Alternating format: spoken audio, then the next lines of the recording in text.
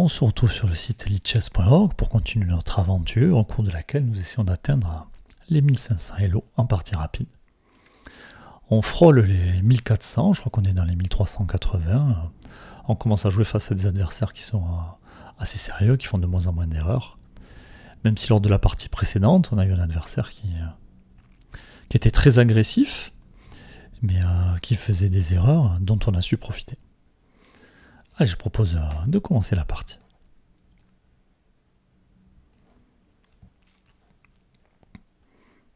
Je crois qu'on a eu les pièces noires les deux dernières fois, je crois, ou la dernière fois, je sais plus.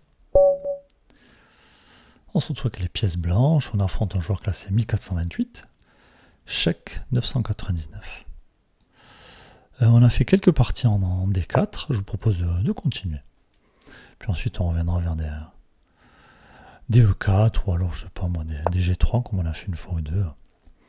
Adversaire qui développe le cavalier, quoi, c'est standard. Nous aussi on va d'abord sortir le cavalier, puis ensuite on décidera de ce qu'on veut faire. Alors on va faire comme si on joue un système de Londres. Bon, j'ai pas de connaissances sur le système de Londres. Bon, en général on a tendance à fermer la pyramide. Alors ce fou de case blanche qui peut venir, est-ce que c'est grave s'il vient? Non. Il a fou l'adversaire qui a un fianchetto. Alors, je me demande déjà si j'ai envie de jouer H3 pour éviter de me faire chasser ce fou, pour conserver le plus de pièces possible sur l'échiquier. On va le faire en fait. Pourquoi c'est intéressant d'avoir le plus de pièces possible sur l'échiquier? C'est pour qu'on voit justement des combinaisons tactiques éventuelles.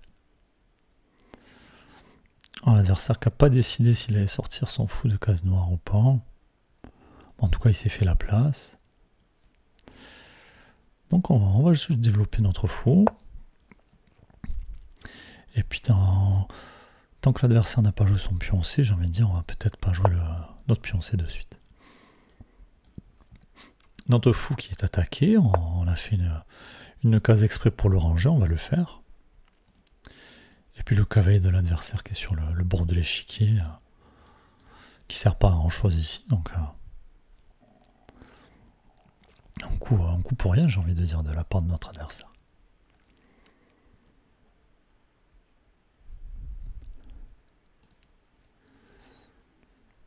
Alors on est au 7e coup, on a utilisé à peine 30 secondes. On espère que la vidéo va pas être interrompue, on a des orages ce soir. J'espère qu'il n'y aura pas de coupure internet non plus, comme ça peut arriver. Je vais venir jouer petit roc. On essaie de jouer sur des choses assez simples, assez basiques. Donc là on a des pièces qui contrôlent le centre. On a mis le roi à l'abri. Bon, il ne reste plus qu'à savoir l'adversaire qui a perdu du temps à faire un aller-retour à son cavalier. Maintenant, moi de savoir si je jouais C4 ou plutôt jouer pour C3. Alors pour ma diagonale noire, pour que la dame viendrait nous embêter, elle est fermée. Cavalier qui a peut-être des idées comme celle-là. Allez, je vais jouer à cavalier D2. Cavalier B D2. Ça, si l'adversaire va venir s'installer, on ne pourra pas le faire tout de suite.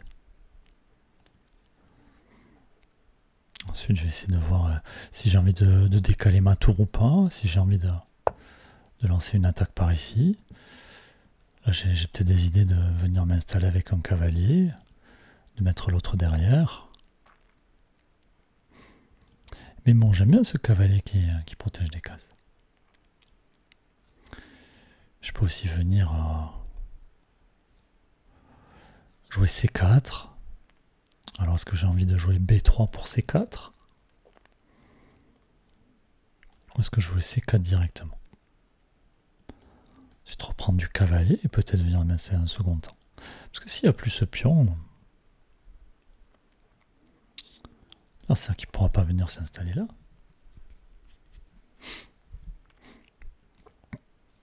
Allez, on va jouer C4. Ah, toujours ce fou qui est sur une belle diagonale.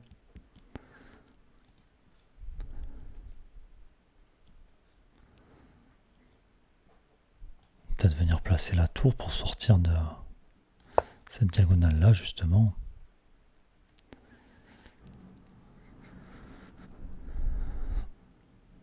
Allez, je vais jouer à tour C1.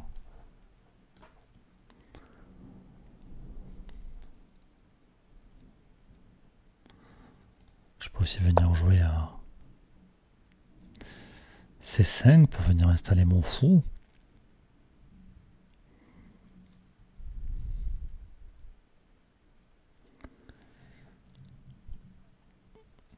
Alors, comment continuer ici? C'est ça qui nous empêche plus ou moins de venir nous installer par ici. Je peux aussi venir avec mon cavalier m'installer sur la case C5.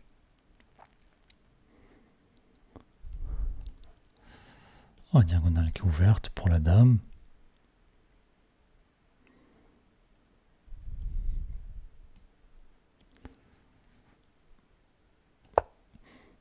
Allez, si jamais il y a des échanges, je pourrais reprendre du pion. C'est plus ou moins un coup d'attente ici que je fais. Là, je me dis que si jamais je prends le pion, l'adversaire qui va prendre du pion E.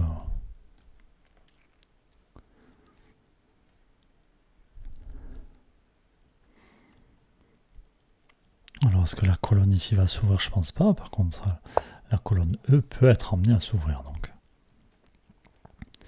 Et puis, jamais je veux pousser le pion E, moi, il faut que je mette du monde qui soutienne ce pion.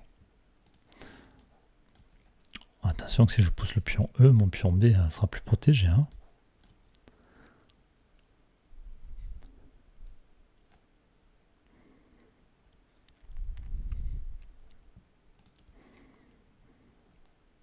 Alors, nous, on a pas mal d'espace.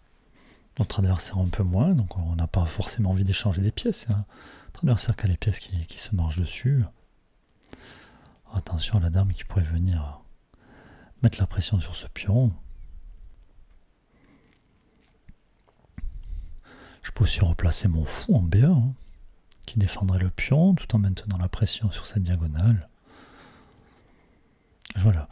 Le fou de case blanche de mon adversaire, le fou de case noire, et mes fous à moi. Il y a quand même une différence.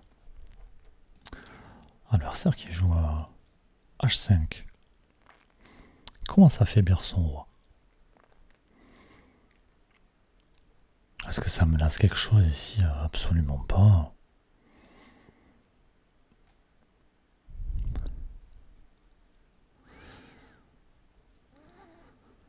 Alors comment continuer ici? Est-ce que je veux continuer à pousser des pions? Peut-être. Hein.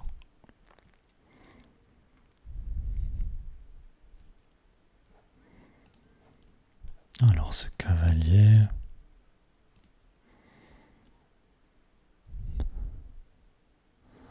Est-ce que j'ai envie d'ouvrir?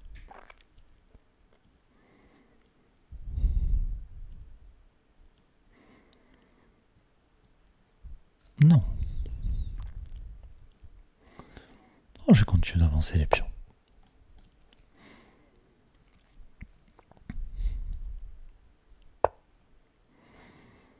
Ah, ça qui recule son cavalier. Sûrement pour venir jouer à F5. Alors attention, sauve la diagonale du fou ici.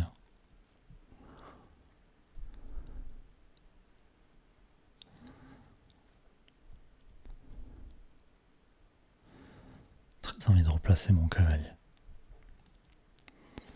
Je vais reculer mon fou. Comme ça, en déplaçant mon cavalier, la dame viendra protéger le pion D. Attention à ce pion qui peut être attaqué. Et maintenant, l'adversaire ne pourra pas reprendre de ce pion, donc je vais venir échanger.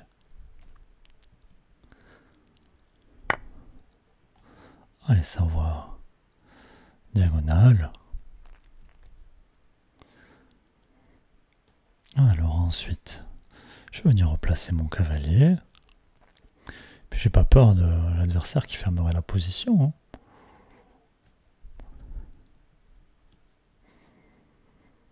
Je peux aussi échanger, mais est-ce que j'ai envie de tout échanger ici? Pourquoi pas, parce qu'après je pourrais replacer mon cavalier. Donc si je prends,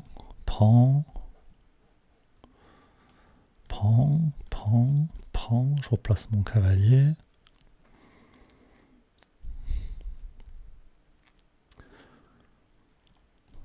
Oui, donc prise de la tour.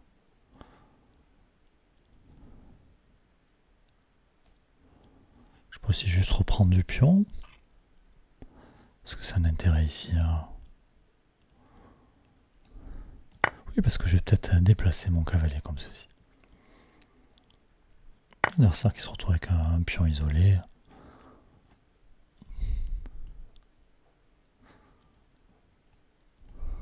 Allez. Il y a un cavalier qui est complètement hors jeu. Alors maintenant, ma question, c'est où je replace mon cavalier. Alors, si je place ici, je gagne un temps sur la tour. Est-ce que ça a un intérêt? Attention, ce fou de case blanche qui peut venir. Je vais peut-être venir m'installer là avec mon cavalier. Mon cavalier qui ne pourra plus être chassé par des pions. Il n'y a plus de pion C. Il n'y a plus de pion E. Si j'installe mon cavalier, il n'y a plus de fou de case noire. Si jamais l'adversaire veut se débarrasser de mon cavalier, il faudra qu'il échange contre son cavalier. Et puis là, ça fixe une faiblesse.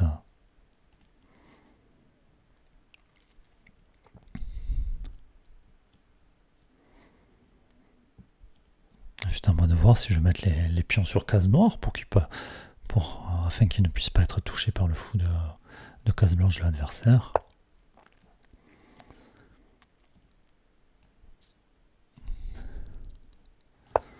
Allez, j'installe mon cavalier. Alors pour le moment, il n'a pas d'avenir, mais... Après, je peux peut-être jouer à 3, fou à 2, commencer à mettre la pression sur ce pion. Ramener des tours, une autre tour, la dame. Bon, la partie va peut-être se concentrer sur ce pion-là. Hein. Attention, on peut avoir des idées d'infiltration de la tour. Des sacrifices, je sais pas, avec le fou et la dame qui pourraient venir par là. Je me dis peut-être qu'un des meilleurs coups de l'adversaire, c'est de venir se débarrasser de ce cavalier. Hein.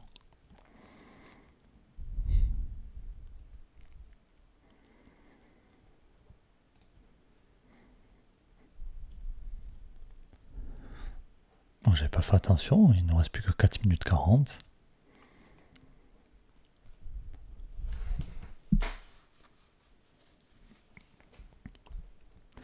Pour avoir des idées comme celle-là aussi.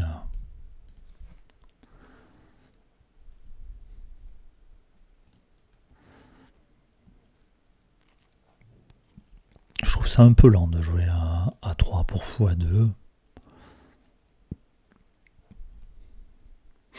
Je peux aussi mettre une tour en face de la dame. Peut-être l'autre tour. Pousser ce pion.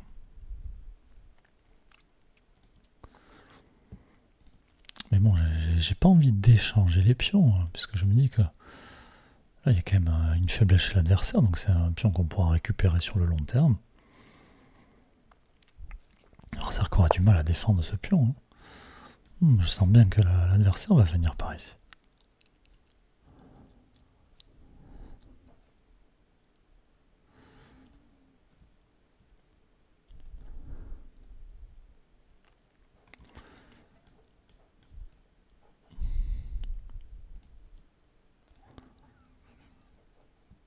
Bon, on va quand même venir pour à 3 fois 2.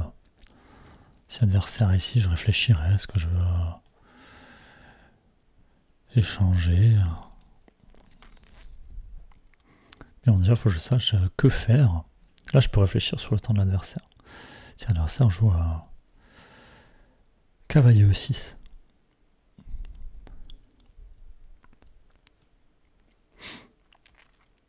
Après, je peux laisser aussi échanger les cavaliers, reprendre la dame, ramener une tour, ramener une autre tour.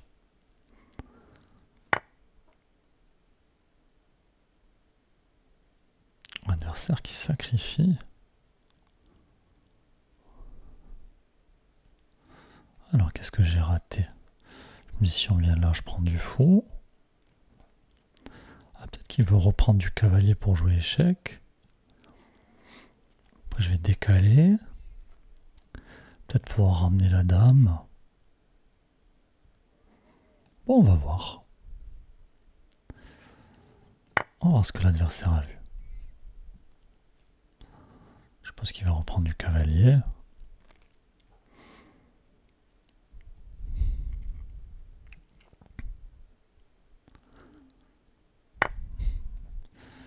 Échec. Alors, je m'attends à ce que la dame arrive.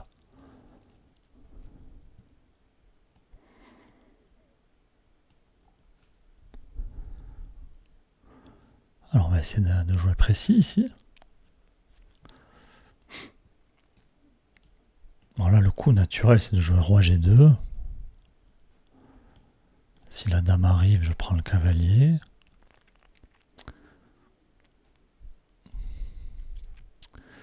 Et si la dame vient H4 pour protéger le cavalier, ça me laissera le temps pour ramener ma dame.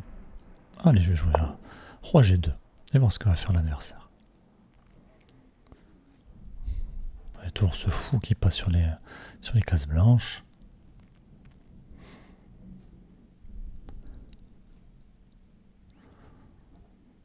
Je pense que s'il y a un cavalier qui se replace en G5, je vais tout simplement glisser la tour derrière le roi. Pour protéger des cases par là.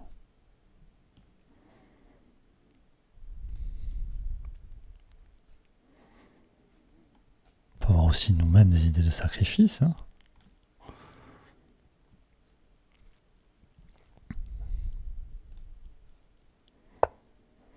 Allez, on s'attendait à un coup comme celui-là. Je vais placer la tour pour contrôler des cases. Ici, madame ne peut pas venir à cause du cavalier.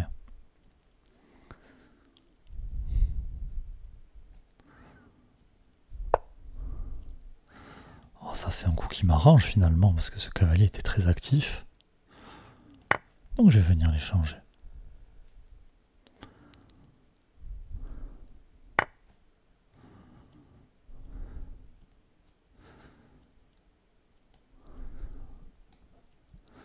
Je vais replacer mon cavalier je vais dire en défense, mais c'est pas forcément nécessaire. Allez, protégé par un pion. L'idée c'est de couvrir la case G5.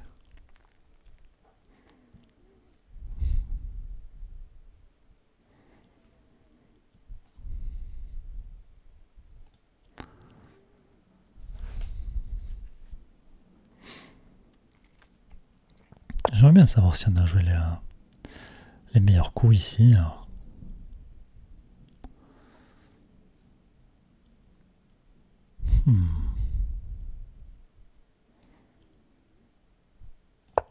Allez, je place madame à la défense de la tour.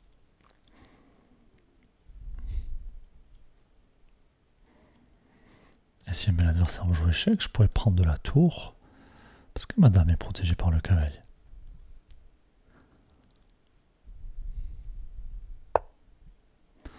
Et là, je vais venir échanger des pièces. Après tout, j'ai du matériel en plus.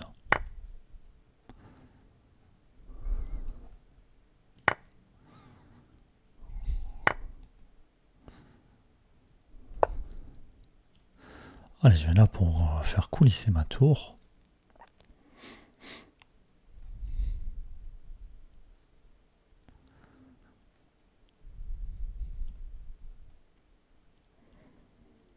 Bon, attention à ce pion qui n'est pas défendu.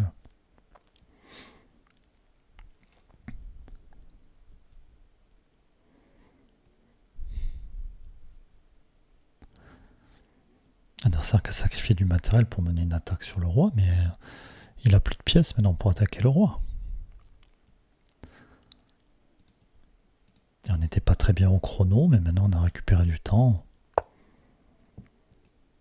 Allez, je vais venir contester la colonne.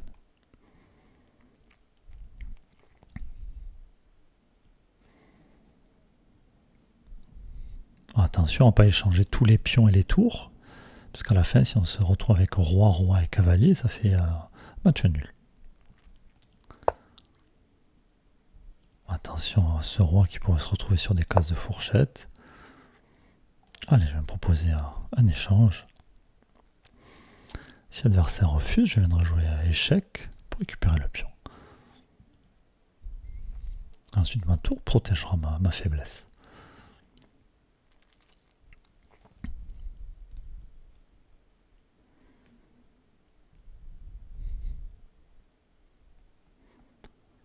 On le voit maintenant qu'on a des adversaires au-delà des 1300 Elo. Attention, maintenant si le roi monte... Allez, je récupère un pion.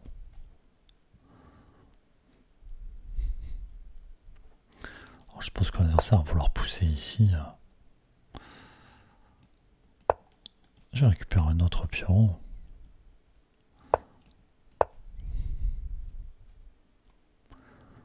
Sur échec.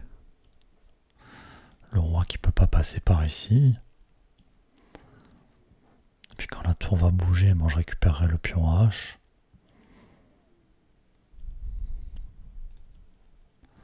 On va essayer de guider les échecs.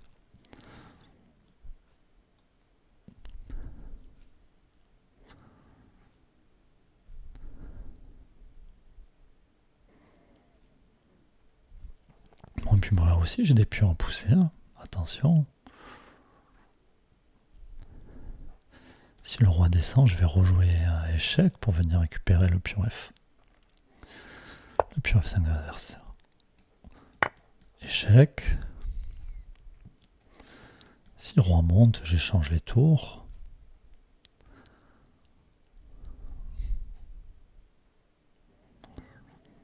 Bon, le roi de toute façon qui ne peut pas descendre.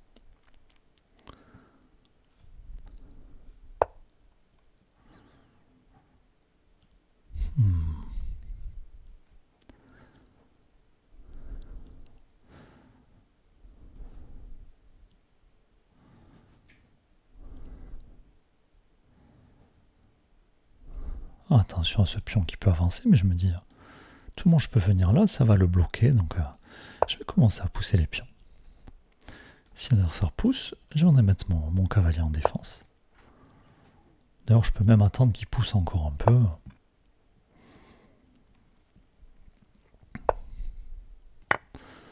Allez, protéger. Et l'adversaire qui préfère abandonner ici. Ok, partie pas évidente, j'ai envie de dire, face à un adversaire sérieux. Bon, on va quand même demander à l'ordinateur ce qu'il a pensé de notre partie. On voit déjà sur la courbe qu'on a fait une gaffe ici. Hein, parce que nos avantages de plus 2, on se retrouve à égalité. Ah, l'ordinateur qui a déjà calculé. Donc on a joué à 94% de précision, notre adversaire à 89%. Donc si je pensais à cause de notre gaffe, sinon on a...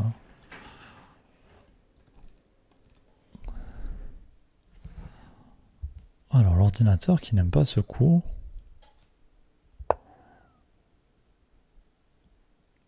On a du mal à croire que la partie revienne à égalité ici. On a une pièce en plus, alors on a 2 points de moins, mais là on est sûr de gagner un pion si l'adversaire échange pas les pièces.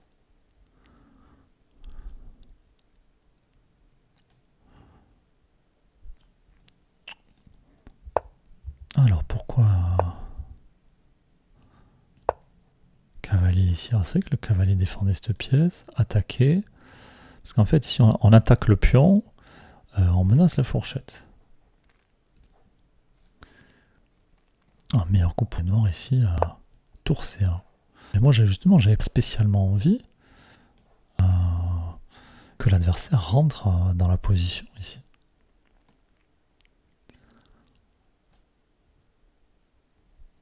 Ok.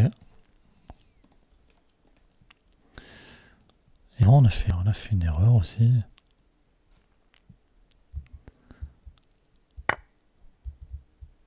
Donc c'est sur prise.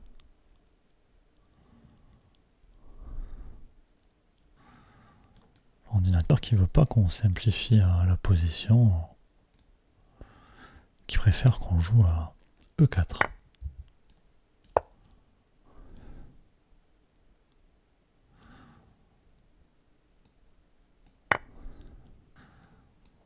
Alors si l'adversaire prend...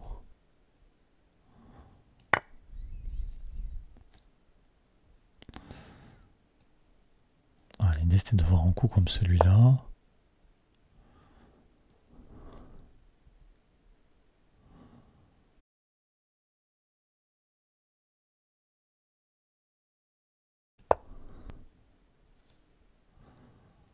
Si la dame venait là, cavalier D6 pour attaquer la tour, attaquer la dame en même temps. Ok, donc l'idée de jouer tout ça, se passe derrière la tête, on envisageait quelque chose comme ça. Ok, intéressant. Bon voilà, n'hésitez pas à dire ce que vous avez pensé de la partie. Si vous aurez joué plus ou moins les mêmes coups. Et puis on continue de gravir petit à petit les échelons. N'hésitez pas aussi à laisser des commentaires, à laisser des pouces, des likes. Ça fait toujours plaisir, ça aide la chaîne à se développer aussi. Et puis on se retrouve prochainement. À bientôt.